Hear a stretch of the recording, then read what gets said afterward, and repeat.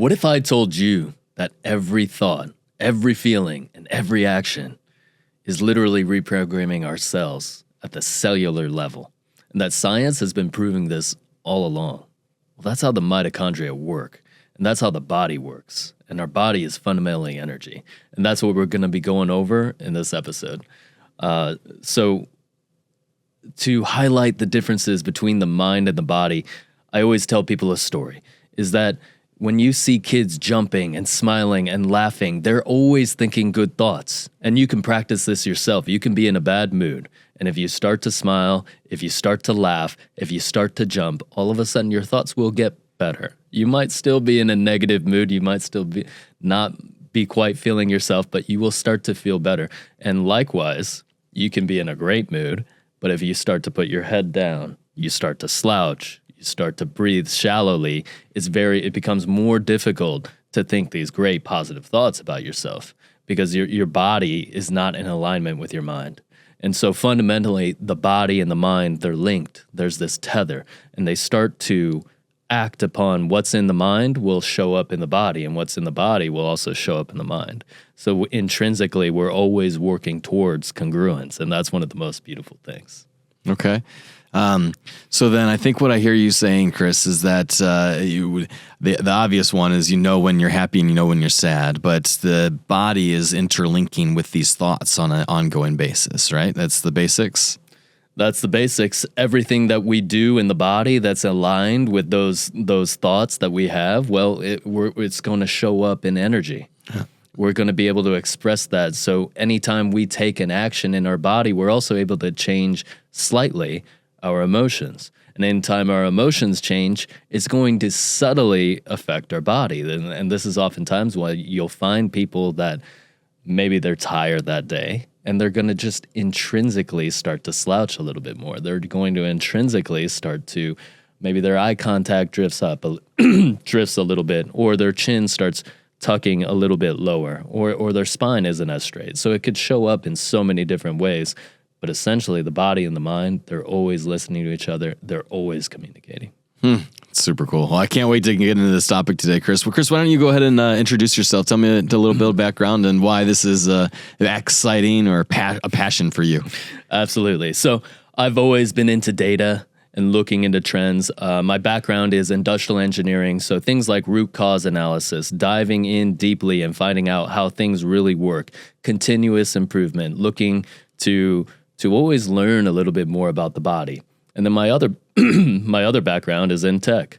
So machine learning, AI, learning how models work, being able to parse large amounts of data. So I've kind of taken these two skill sets that I've had and really turned it inwards towards my passion, which is learning about how the body works. And once I learned how the body works, it led me to the mind. And once I learned a little bit more about how the mind worked, it showed me that body, mind, and spirit are all connected. And so that's a bit about my background. I just kept asking myself, why does this work? How does this work? What is the purpose of us doing this? And I have the attention span to be able to go very deep on these topics. So, Dustin, can you tell us a little bit more about yourself? Yeah, it's beautiful. Thanks, Chris. I've been on a journey, and it's funny how you described the path of the body first, and then the mind, and then the soul. And so that has been my path. I as a passion, build companies. I love building companies, and I currently run 7 companies. And so that takes a lot of mental energy, and I'm going through a divorce, and that takes a lot of energy, and a lot of people would potentially wake up in the morning and say, oh crap, this is what I have to do. And it's overwhelming. And so I have had to, by force, first off, lose 30 pounds in the body side of this, mind, body, soul, right? So the first thing I did was I lost a bunch of weight, and I started feeling healthier. And my more blood is going to my brain at this point, not all that fat, And so for the body and then mind, I started getting into these things. What else can I do to, everybody goes through cycles of emotions, negative and positive. And so when there's a lot of stress around my divorce or or whether there's a lot of stress around my businesses, then it's easy to go down. And so I needed tools in order to bring myself up and get that energy to flow, not necessarily because I have a lot here. I need to find energy around me. And so I've spent a lot of time doing that. So I guess my background is I'm a real estate entrepreneur, and I'm into these things as a way to enhance my own performance so that I can perform better around for my team, for myself, for my family. And I can't wait to talk about each one of these individual topics, mind, body, and soul, because we've both gone pretty deep into these topics, and I can't wait to express that to our listeners. Yeah, absolutely. So we just discussed how the mind and the body are always connected. And I want to kind of bring this back to just the simple statement that the body is electrical. The body is energy. It's always communicating. Now, we think of the body normally, to contrast that, normally we think of the body as a biological lump. It is some sort of mass, and we have different functions for different body parts, right? We're almost animalistic in that way. And I want to bring it back a step further and realize that everything in our world is energy. This doesn't apply, just because it's our body does not mean it's not energy. At the fundamental level, if we break everything down, everything starts to become electrons at the lowest possible level. And so our body is just electricity. It's electrons. It's energy. And there's several examples that we can use that are easy to show this. So we have the brain waves and neurons. How our brain communicates with itself is it goes through different things called neural networks. And basically these neurons are firing off electrical charges. And so our brain is electrical. Robert O. Becker, he wrote the book, The Body Electric, and he basically showed that the body responds to a DC current. So actually running a DC current is going to stimulate the body in certain ways, and that the body responds to electrical signaling. And he has a lot of cool work regarding salamanders, if our viewers want to check that out. And then the HeartMath Institute, they found that you can actually measure the heart's electromagnetic field several feet away from our body. That's amazing. And so our body is not just our body, but we actually, we're buzzing with energy. And just because this might be 1 foot away from my hand, but that distance, that energy in between us, our body is actually affecting that. I understand that perfectly. And I can feel that in my daily life. There's some people that resonate happy, good feelings. And, I give hugs. I give lots of hugs. And so like some people I'll give a hug and you're like, oh, wow, this is the most amazing thing in the entire world. And I'm getting more energy from that hug than I had before I got that hug. Then there's other hugs where it's like, oh, well, okay, good to meet you, Right. or somebody uninvited into your space and somebody's getting too close to you. Yeah. It's like, you start to feel that affecting your energetic aura of your heart, and we know this. We've experienced these things. So then, let me ask you. So, when unexpected, that would be, let's say, a negative energy or energy draw, and so or you think I have a bad thought, and that would be an energy draw. So I know that energy cannot be created or destroyed. So why is it that we are losing that? How do we lose that charge? Why are we going up and down in the energy cycle? Yeah, so one of the fundamental laws of energy, of an electron, is that it's always moving. And we've seen this. We haven't been able to achieve absolute zero. We've tried with quantum computing, right? We need to keep these things very, very cold, and we've gotten very, very close. But we can't achieve absolute zero where something fully stops. We've seen this in a vacuum, where explosions of energy will happen even inside of a vacuum, where there's supposed to be nothing but space. So one of the fundamental properties is that energy is always flowing. And so you're exactly right. It cannot be created nor destroyed. But however, it's always shifting from one state to another. And we see this in the body. It might seem obvious. Blood flowing.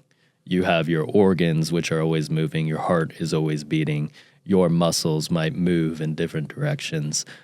But we also have this in there's something called a mental flow. And I think the best way to examine this is kind of like what you were saying, alluding to earlier. You can be in a room, the room is completely happy, everybody is laughing, we're all having a good time. And somebody, you can just tell right away. There is just this negative energy as soon as that they enter the room, and all of a sudden the laughter stops. And sometimes it happens the other way, where we're kind of all just moping around. And then you see the exact person that you wanted to see walk through the door. Everything changes. Maybe it's a surprise. And all of a sudden, the energy is back. They brought so much positive energy with them. They are just feeding the entire room. Well, that's kind of this mental flow of energy that we're talking about. So it's physical, it's mental.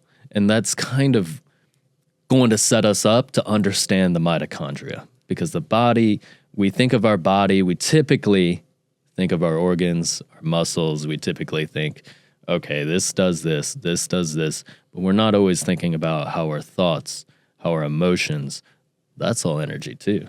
And that's all playing a part in our physicality. Again, everything is always linked. I love that.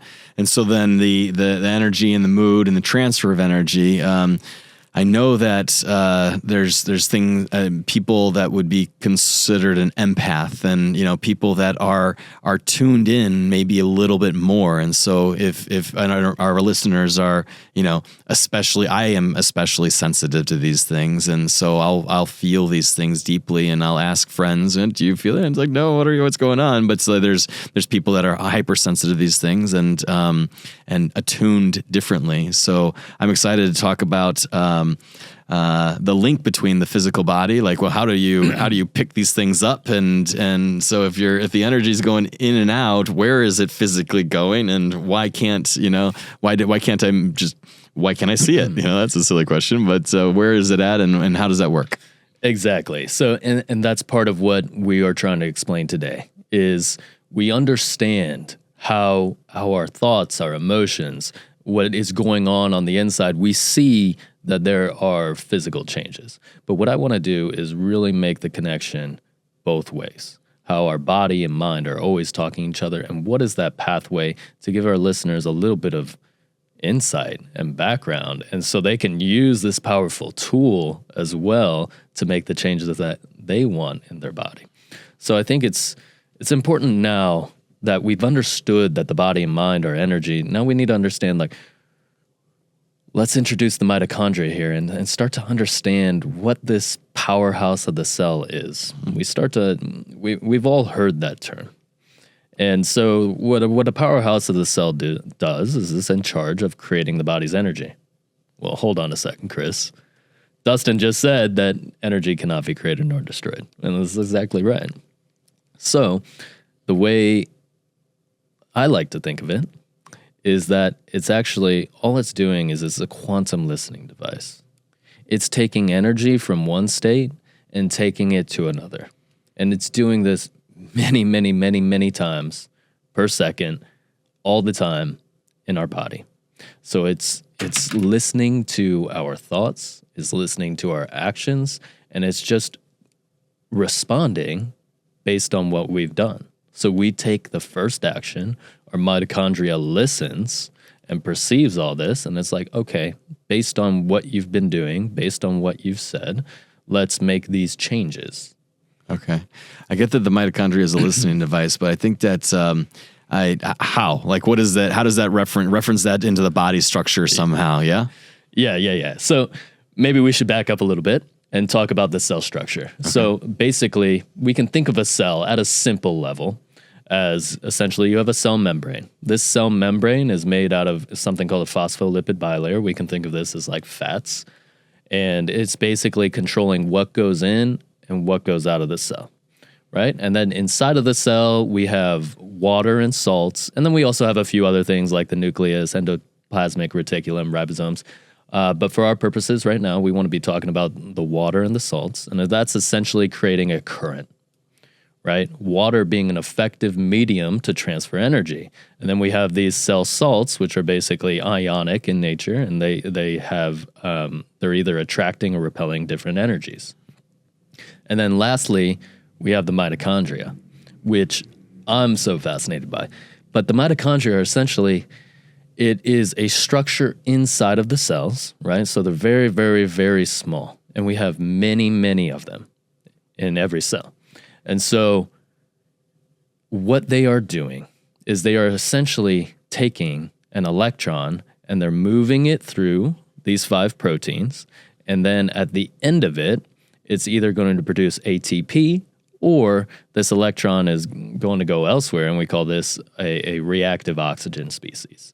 And we'll get into that later, right? But you're essentially producing energy, or you're producing a signaler that says, okay, maybe we need to change how this is working. Because if we just keep producing ATP in this way, it's not going to work as efficiently. So, backing up a little bit more, now that we understand that there are 5 proteins in the body, and these are highly coupled, it's a very fine-tuned process, because any engine, which is essentially what that last protein in the mitochondria is, any engine, we've struggled to create a 100% efficient engine. Well, the body is beautiful in so many ways, right? And it has the world's most efficient engine, as I like to call it, right inside the body. Now, the issue is that if we start to have impurities in the body, if we start to have toxins, right? If the water is perfectly tuned, we're sleeping the way we wanted to, we're thinking harmonious thoughts in the world, well, our mitochondria is going to respond by working very, very efficiently and very, very well. Now, when we add these toxins in, all of a sudden it's going to disrupt this proton and electron gradient, which this mitochondria wants to run through, right? The energy always wants to flow. That was one of the properties that we talked about, is that energy always wants to flow. And so once we disrupt it, right, if we create an energetic block and we block this flow, right, either we don't have enough vitamins, we don't have enough water, we don't have enough cellular salts, all of a sudden that is when we're going to create that reactive oxygen species. And we'll get into that in just a little bit here. So I think I understand what you're saying. There's a chain of events that happens within the cell. I think I'm using the right words, right? And so then in this chain of events is designed to just move the energy, the ions, the flow of energy backwards and forwards. And there's a positive state and a negative state. Is that a real conversation there? Is there ever a positive and a negative on that flow, or is it all, or a DC current? It goes one direction and that's it. Yeah. So essentially, there is going to be a proton and electron gradient, right? And then basically it'll flow through this. And so what actually happens is, as as we have electricity flow one way, we also have a magnetic current that is created perpendicular to that. And that's what actually spins this, is that magnetic field is going to spin this. But yes, it does take energy to separate these things, and it's only going one way. It's going from the first protein to the 5th protein complex, and then we'll get ATP, or energy, as a result. Okay. And now this energy, once we have energy, well, it's perfect because the mitochondria are already in this water and salt solution, and now this energy can be effectively transferred out of the cell. Basically like a battery. And so the battery is designed for the efficient flow of energy. The mitochondria is designed for the efficient flow of energy. I'm tracking. So then you also suggested stressors. And so I think we talked about it, the feeling that you have when someone has some, bad day, and you can feel that around. But tell me more about the stressors, to how thoughts are linked to the mitochondria. Yes. So I think a good way to explain this is we can think of it like we would in a muscle, because in often ways our body can explain more about our mind than we can learn about our mind elsewhere.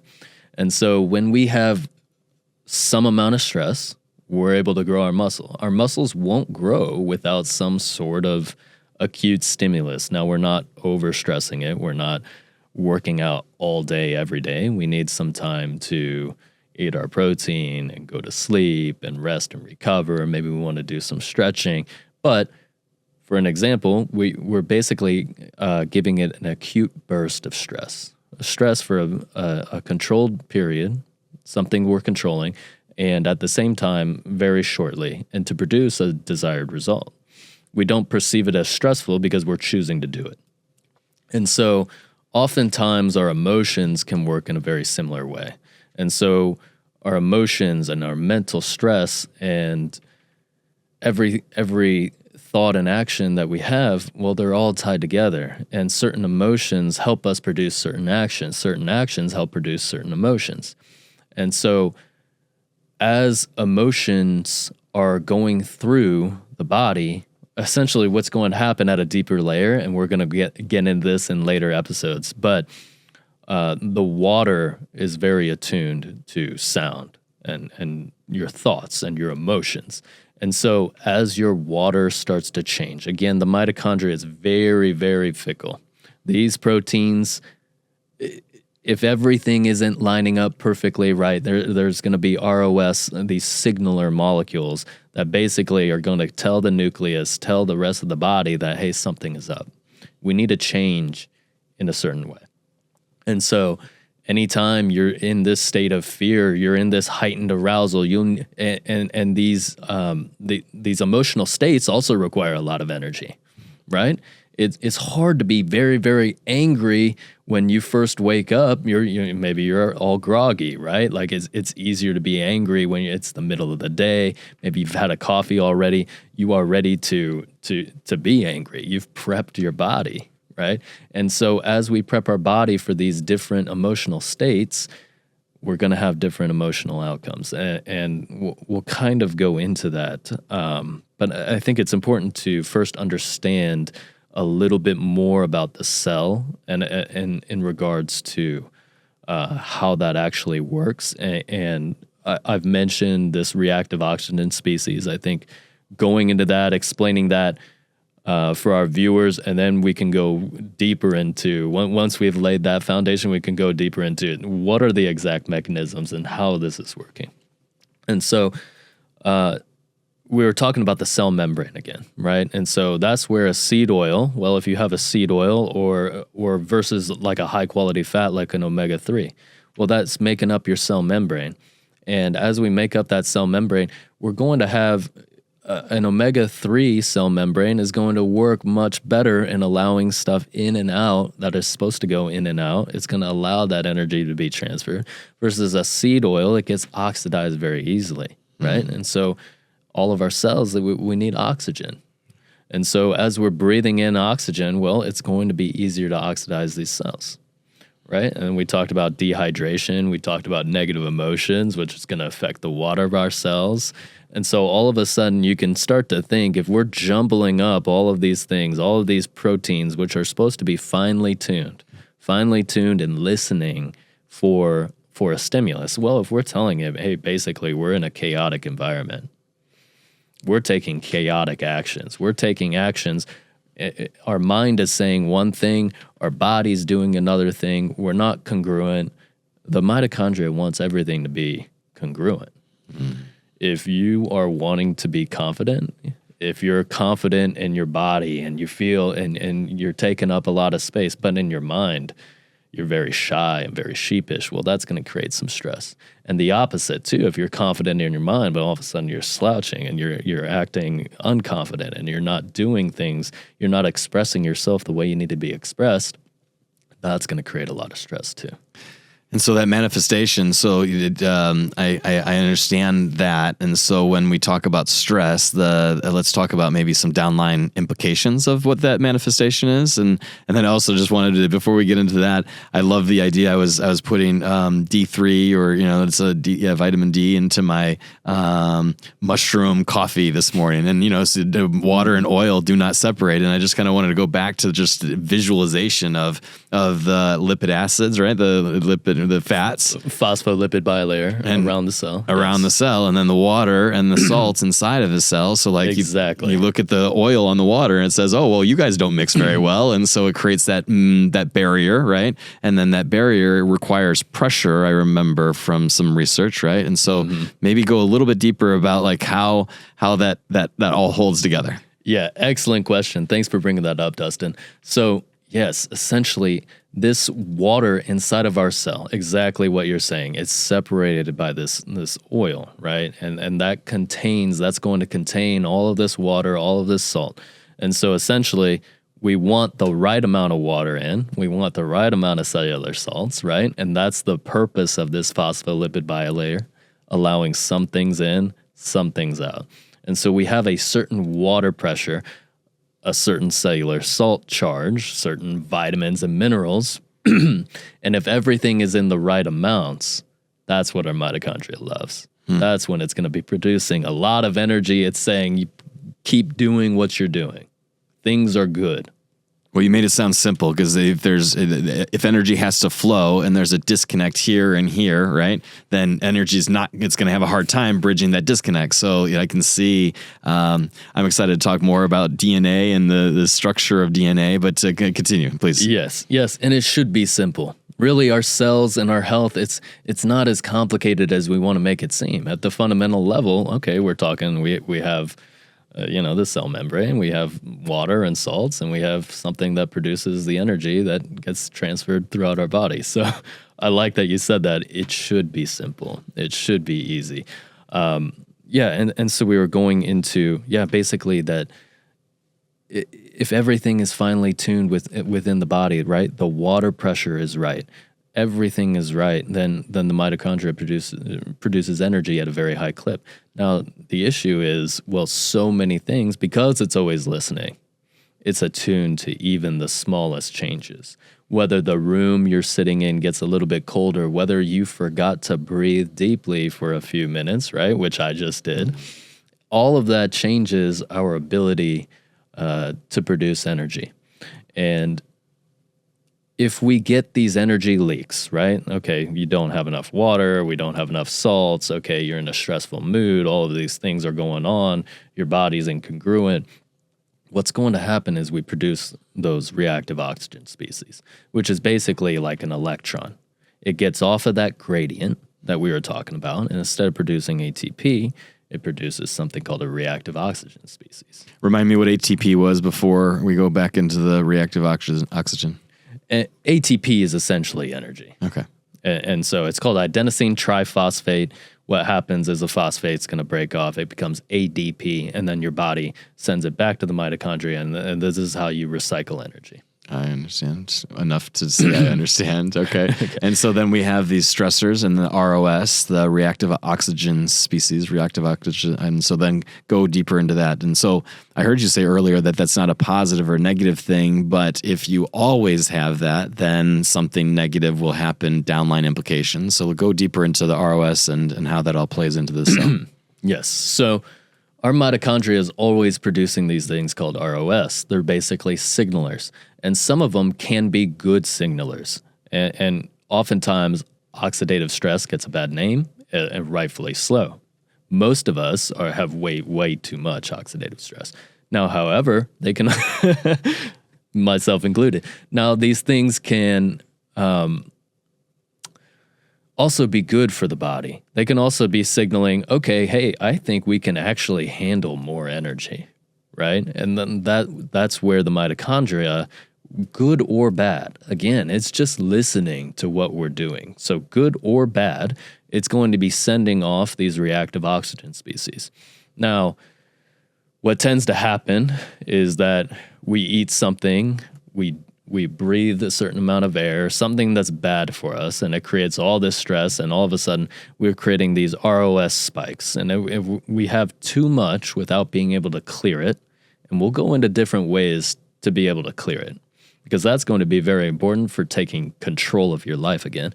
But if you have too much of this stress, all of a sudden, okay, it's your mitochondria has something called the mitochondrial DNA, right?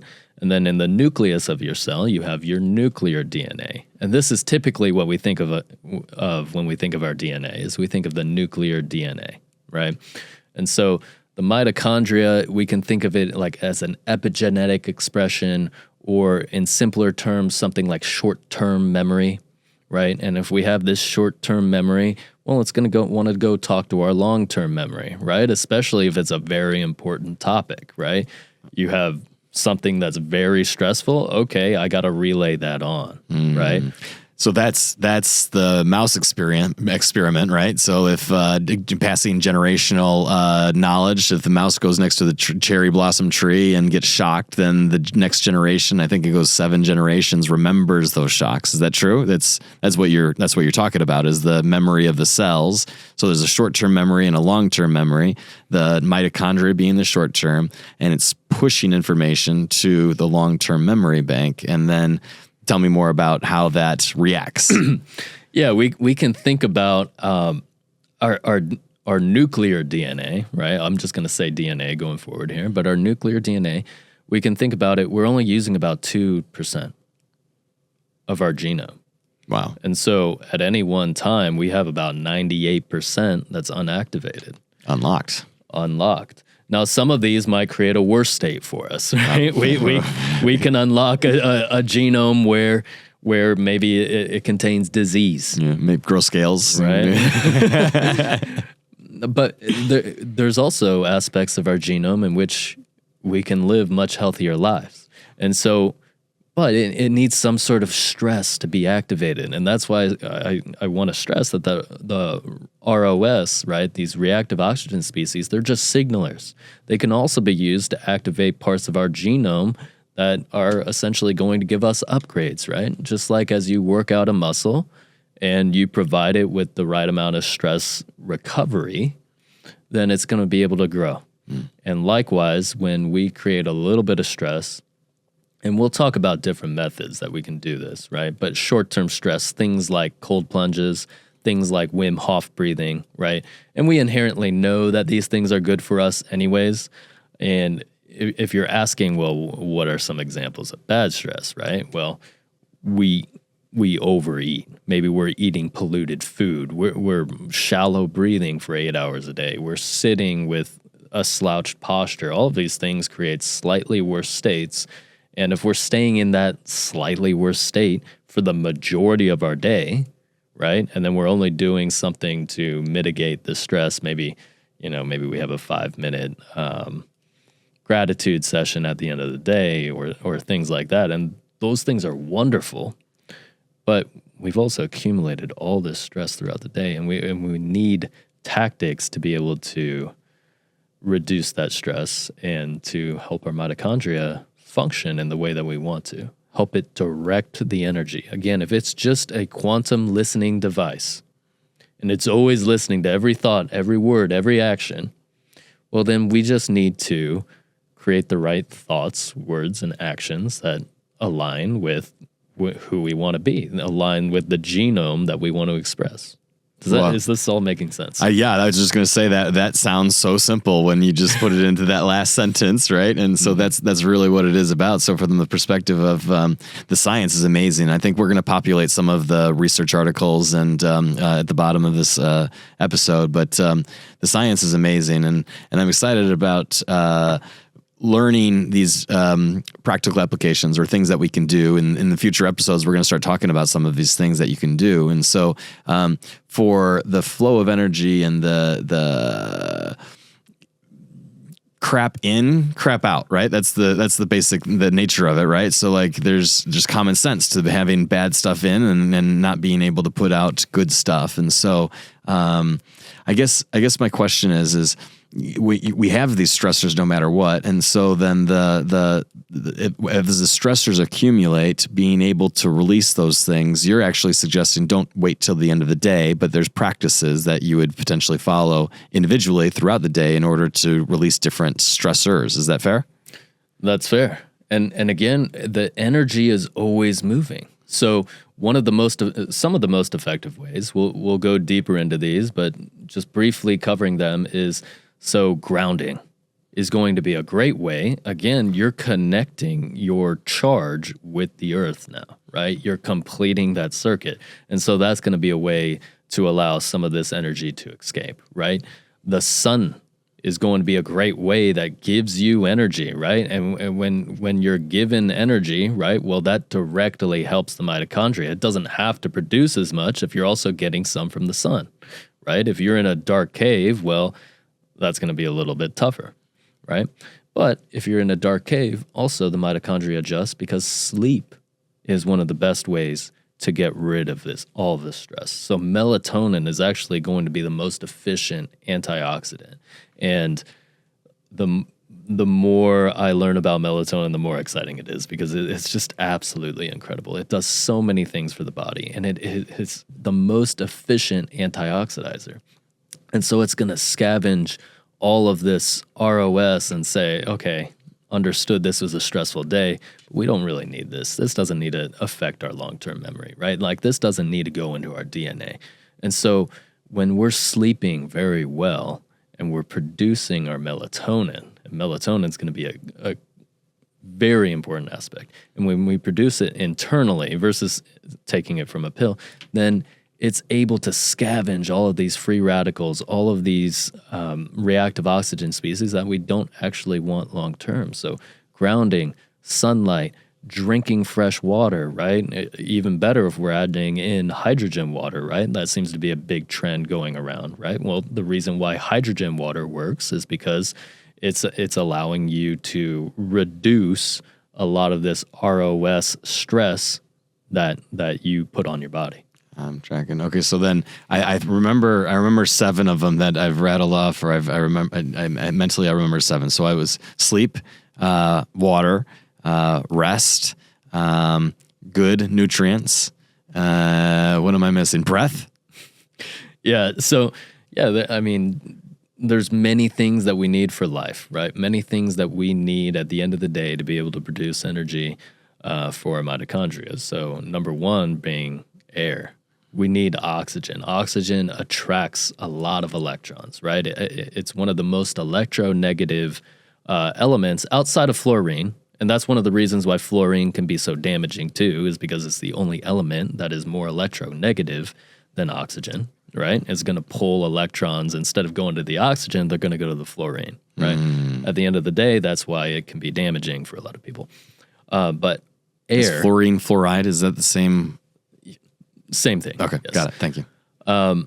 So in the air, right, we need air. Well, then what's next? Well, we need water, right? We need the medium to be able to transfer this energy, right? So oxygen is going to act as like this energy transporter. This energy, it's going to attract a lot of the energy. Then we need the water, right?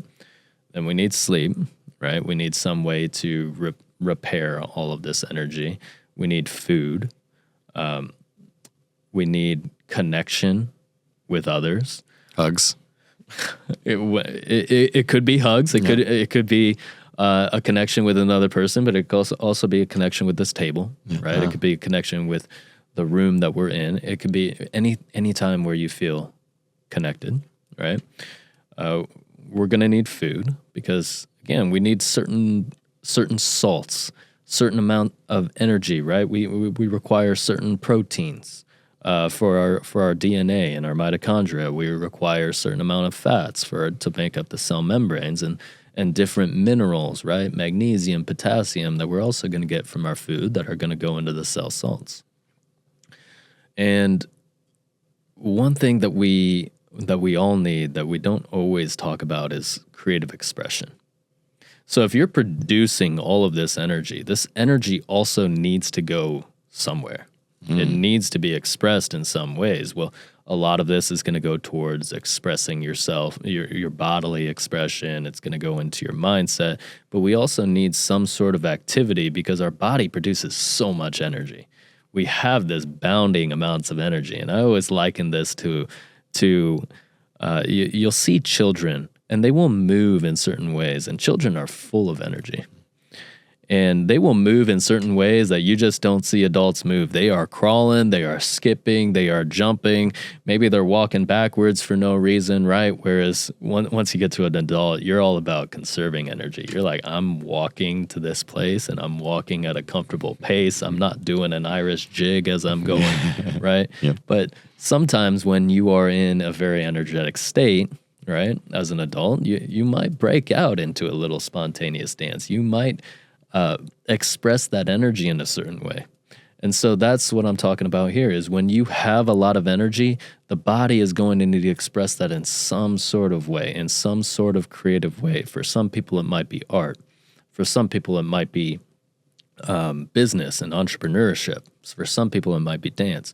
So we all have some sort of unique expression that our energy aligns with well. And so that is one point that I wanted to talk about too. And there's so many benefits for the body as well. When we're doing something that we love and we're in that state, well, again, our mind and our body, we're all congruent. But that's another quick way to help heal your mitochondria. Okay, I liked the congruency, and so then we went through. I think did we get through all of them? The breath, sleep, nutrient. Yeah, I think we got on all of them. Okay, good. So now that we know the body and its energy and the mitochondria responds to the moves we make physically and mentally, can you direct the energy? So like you just suggested that we have a lot of energy, we can expound a lot of energy. I guess before we get into directing the energy, if you have to get rid of the energy, you have to replace the energy, right? So that's give me maybe a little bit more about the replacement of energy before we go into directing the energy. Yeah, I'm glad you brought that up because that's a very important part of the cycle, right? So energy is always flowing. There's always this rhythm, right? We always have inhale and exhale. We are drinking water and we're also releasing water when we go to the bathroom. So energy is always coming in and energy is always coming out. And whether that's expressed physically or mentally, right? Because mentally is going to be a big part of that too, right? We need to read something. Okay, well, if we read a lot, we're also going to need to write a lot. Or we're going to need to create some sort of other way to express that. Otherwise, all of our memory, all of our charge is going to become stagnant. And so one of the quickest ways to refresh the body, right, is to get in fresh energy sources, right? That's where we might go outside and take in fresh light. We might take a deep inhale, which is oxygenating the body, bringing in fresh air. We might drink from a very clean, pure water source.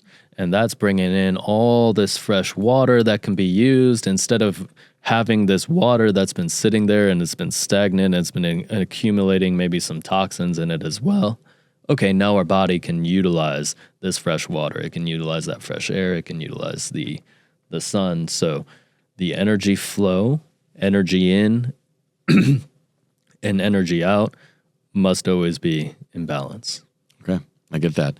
And then, okay, so it's fun. Like I'm imagining like X-Men, being able to, use your energy through your eyes and, to cut a hole in that couch right now, right? So the directing of energy. Let's talk more about the directing of energy. What does that mean, and how do you do it?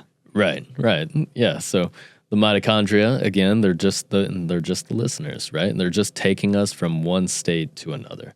And it's always important to bring it back to the fundamentals. So if we're just going from one state to another, okay, well, we want to direct this energy to the state that we want. If we want to direct any form of energy to the state that we want, it's going to pass through the mitochondria. Well, again, we know that it's listening to every action that we take. It's listening to our environment that we're in. It's listening to our thoughts and our words that we're speaking.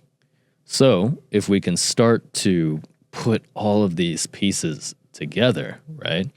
And there's bigger examples that we can use. There's smaller examples that we can use. But at the end of the day, any change that you want to make is going to follow that same process. Is that you need to start changing some of these physical actions that you're doing. You need to start changing even just slightly how you speak to yourself. You're going to need to change to new emotions, new environments. Everything is going to need to slightly change a little bit. Now, moving to a new environment could be as simple as picking up this pen and moving it 2 inches over. It doesn't have to be a total renovation. Okay, I need to go to Hawaii for 3 weeks now, right? Okay, it can be some sort of small change, right? A physical action could be as big as going to Hawaii, like we just mentioned, or it could be, okay, I'm just going to sit up a little bit straighter. I'm going to keep my chin and eye level a little bit bigger. But all of these things are going to start to align, and our mitochondria is always going to start listening. is always listening. And then all of a sudden that's creating this positive loop, right? Where you're creating a little bit of stress in the way that you want, right? It's going to take a little bit of energy, and the body wants to conserve energy. It's going to take a little bit of energy to make these changes. But again, it's a good stress, and your body can handle it. And all of a sudden, it starts to react by changing those proteins inside your nucleus. And everything that you do that starts to align with where you're going, right? You can start to like you were saying, like a laser is a very focused point of energy, right? And so if I do one action and that's going to focus my energy in a little bit more, and then all of a sudden I change my environment to be a little bit more about how I want it, that's going to focus the energy in a little bit more. And all of a sudden now I'm going to start breathing the way I wanted to, drinking the water that I wanted to, exercising the way I wanted to. All of a sudden these changes are starting to get more and more concentrated. And the more and more aligned that we can be in the body, the mind, and the soul, what we were designed to do, what brings us the most passion and joy, and giving back to others is another way that the mitochondria absolutely loves. And so there's so many parts of the body that it just aligns up with being a good human, and it's like it rewards you. I love that. It rewards you by getting a more and more focused energy, because again, it's a listener. We're just telling it, this is how I want to be. And oftentimes we don't think we have as much control over a situation as we actually do, because the energy is always there. We just need to direct it to where we're going. And the more that we can do in any regard, right? Physical, mental, any sort of actions that we're doing, whether it's breathing, drinking water, all of these things play an impact, and all of these things start to funnel that energy to exactly where we want. And so we're going to talk about, okay, what are the things that also bring us off course, right? Because there's so many, like we were mentioning, toxins, okay? Like what do those toxins actually do? Well, they're breaking up that flow of energy, right? If we wanted that concentrated flow, and all of a sudden, okay, you got a bunch of breakages in this flow, well, all of a sudden you're not going to get as strong of an energy to go walk that path of life that you're excited to walk. Detractors, I like that. So then what I'm hearing is that mind, body, and soul, and there's a couple triggers. So like just for the practical application, if you're in a funk, if you're in that thing, so walking outside and getting a little bit of sun, but reading a book, going to church, giving someone a hug, bringing someone breakfast, doing any type of activity that puts you into an alignment that creates more energy is a benefit. And so then in the mind, body, soul space, right? The exercise or reading a book or going to church. And if you don't feel like exercising right this moment, then go outside. But like, if you don't feel like going outside, go to church, and all of these things work together. And if you can get one thing to work a little bit better, then I think you're suggesting the other things try to catch up, because there's an attraction charge. Is that fair? That's absolutely fair, because there's an abundance of energy always in this world. And there's an abundance of energy that we can use and direct to where we want it to go. So like you were saying, that, and we've explained that the mind and the body are always connected. Let's dive into a little bit about spirit. So when you give back to somebody, when you give a little bit of energy, and that's the exact energy that somebody needed. That somebody needed to be told a compliment, maybe that they were doing a good job, that you appreciate this about them, or even just telling a cashier, right? Like, oh, I really appreciate how well you're doing.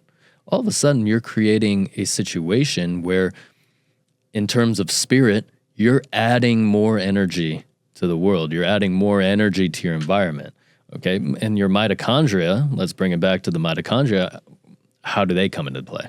Well, they're always listening. And all of a sudden, they're perceiving an environment in which energy is being given. And so now they know that they're going to be able to also receive more energy. And this goes kind of... There's so many applications to this, but essentially, as you are giving more energy, the world is also going to be able to give you more energy. And so that makes us feel better. Our mitochondria inherently know this, and it's better to give than to receive is what I just heard. That's a biblical, yeah. So then you give and you get back, and there's a multiplier is what my understanding of it, right? So it's not necessarily a one-to-one. You could give this much energy and then get back this much energy. Is that fair? Yeah, there's an abundance of energy, right?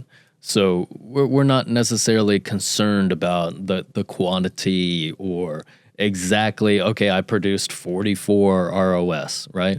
Well, the point, or how many units of ATP of energy that I might have, right? Now, we're always producing as much as we need, as much as we've signaled to, right? As much as we've given to ourselves, right? And so as we start to give to ourselves, and even if we start to, we could consider working out your bicep a form of giving attention and energy to your bicep, right? So in a way, everything in this world starts to become giving. Everything starts to, okay, I'm going to give to myself, I'm going to give to others.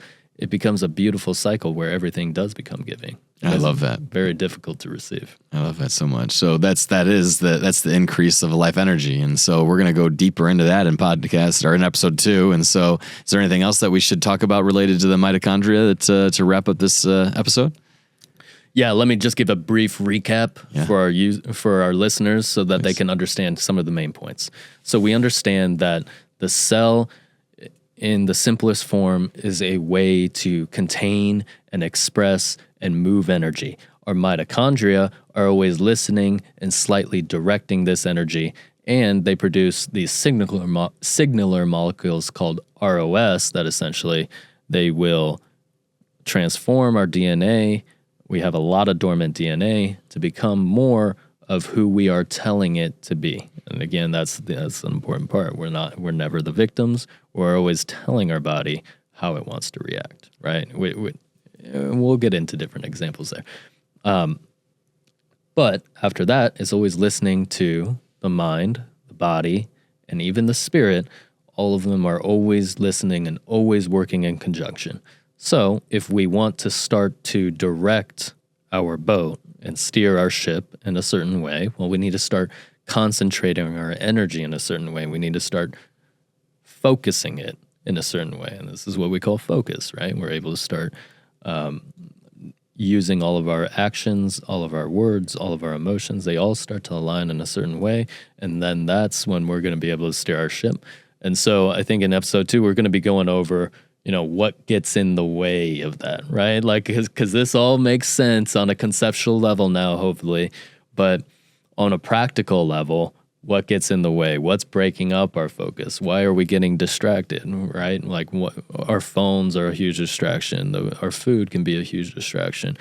Everything in our world, why is everybody not living the exact life that they want to live? What is breaking up that focus from the mitochondrial perspective, from the mind and the body and the spirit?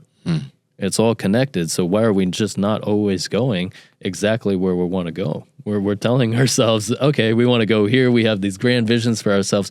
But what is actually preventing us from getting there?